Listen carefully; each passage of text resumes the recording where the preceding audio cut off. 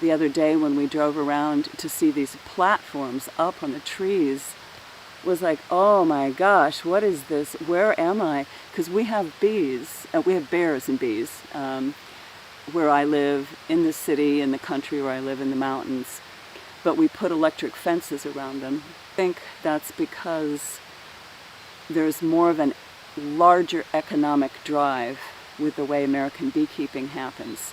So for American beekeepers to tolerate going up and working their bees, you know, they just have too many hives, they just wouldn't want to bother.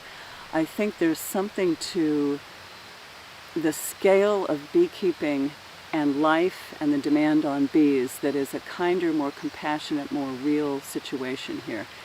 So if a beekeeper is wanting to have honey, which is understandable, then they're not looking at 10,000 hives or even necessarily 1,000 hives. They're looking at something more modest that could be for the family and friends, but also sold in the community through a cooperative or however it works here.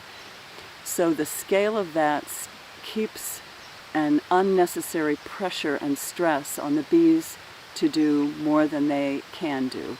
And there's an expression in English that's busy as a bee. When bees by their very nature are very industrious creatures, there's a balancing line between working with that industry and taking some honey and leaving some honey, and then pushing that edge that happens when the economic demand on bees is too imbalanced and is part of what I think is a problem with beekeeping in general and beekeeping in America, for the problem side of it.